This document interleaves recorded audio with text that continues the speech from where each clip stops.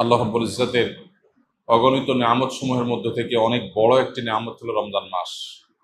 এই রমজান মাস আল্লাহ সুবহানাহু ওয়া তাআলার তরফ থেকে আমাদের জন্য কত বড় নিয়ামত, এটা যেমন প্রিয় নবী সাল্লাল্লাহু আলাইহি সাল্লাম উপলব্ধি করেছেন, ঠিক তেমনিভাবে সাহাবায়ে কেরাম এবং ইসলামের ইতিহাসের সোনালী যুগের স্বর্ণ মানবগণ সালাফে সালেহিন তারা গভীরভাবে উপলব্ধি করেছেন।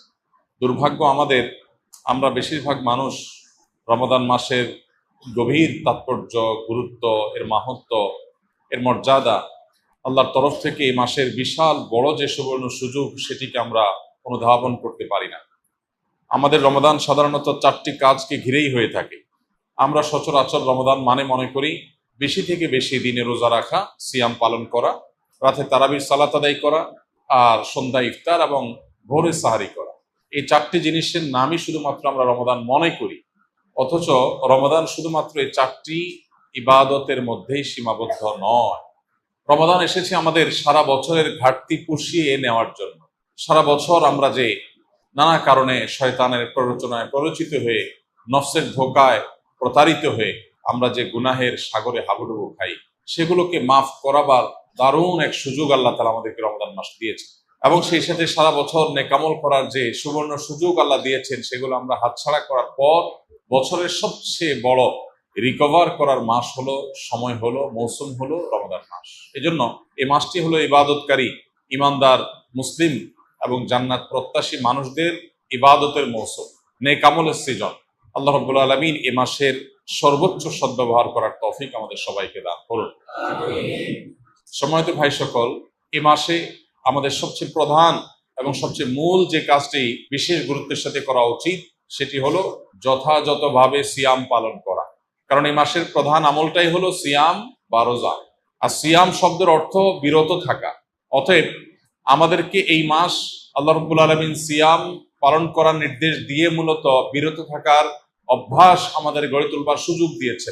অতএব যথাযথভাবে সিয়াম পালন করার মানে হলো সিয়ামকে তার স্ট্রাকচারাল দিকটাকে খেয়াল করার পাশাপাশি তার ফিনিশিং এর দিকটাকেও খেয়াল করতে হবে।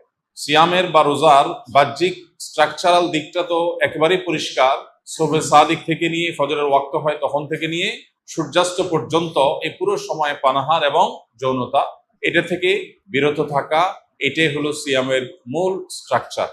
এটা ঠিক রাখার পাশাপাশি আমরা যখন সিয়ামকে অর্থবহ করার জন্য অন্য সব নিষিদ্ধ বিষয়গুলো থেকেও বিরত থাকবো, বেঁচে থাকবো, তখন ইনশাআল্লাহ সিয়াম আমাদের আরো বেশি কার্যকর, আরো বেশি যথাযথ, আরো বেশি আমাদের জন্য জান্নাত লাভের কারণ হবে, জাহান্নাম থেকে মুক্তির কারণ হবে ইনশাআল্লাহ বিইذনিল্লাহ।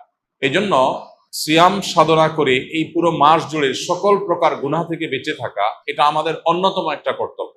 নবী করিম সাল্লাল্লাহু আলাইহি সাল্লাম বলেছেন, রুব্বা সাইমিন লাইসা লাহু মিন সিয়ামিহি ইল্লাল জু।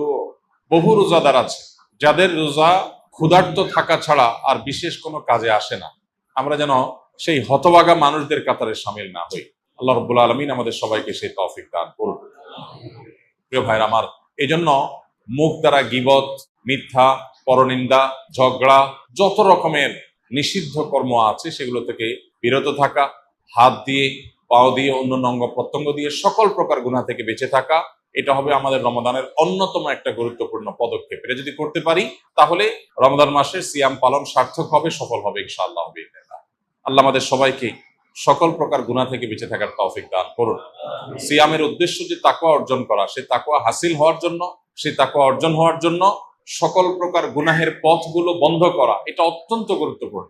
গুনাহের পথগুলো যদি খোলা থাকে তাহলে এই সিয়াম অর্থবহ হবে না, এই সিয়াম যথাযথ হবে না, এই সিয়াম আমাদের জন্য কার্যকর হবে না। এই জন্য আমরা চেষ্টা করব সর্বোচ্চ সকল গুনাহ থেকে বেঁচে থাকার। রব্বে করিম আমাদের সবাইকে সেই তৌফিক দান করুন।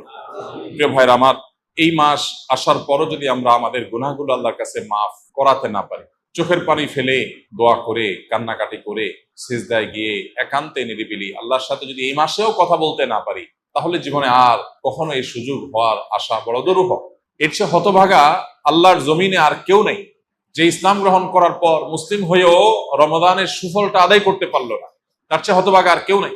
এই জন্য শুধুমাত্র এই গতানুগতিক সিয়াম আর তারাবি নয়, বরং এর পাশাপাশি আল্লাহর কাছ থেকে গুনাহগুলোকে মাফ করাবার জন্য আমাদের বিশেষ প্রচেষ্টা থাকতে হবে। ইফতারের আগে চোখের পানি ফেলে, কায় মনোবাক্যে দুহাত তুলে, প্রাণ উজাড় করে আল্লাহর কাছে আমরা দোয়া নিবেদন করব। এবং সাহরি খেতে উঠলে ভোর রাতে তখন দোয়ায় মনোনিবেশ করব। চলতে ফিরতে উঠতে বসতে আল্লাহকে স্মরণ করব। মোবাইলে, সোশ্যাল মিডিয়াতে বিভিন্ন চোখের জেনা, কানের জেনা, বিভিন্ন রকমের যে গুনাহগুলো হয় সেগুলোর পথগুলো সব বন্ধ করব ইনশাআল্লাহ। তবে এই রমাদান আমাদের তাকওয়া হাসিলের কারণ, এই সিয়াম আমাদের তাকওয়া অর্জনের কারণ এবং আমাদের জীবনকে পরিবর্তনের কারণ হবে ইনশাআল্লাহ বিইذنিল্লাহ।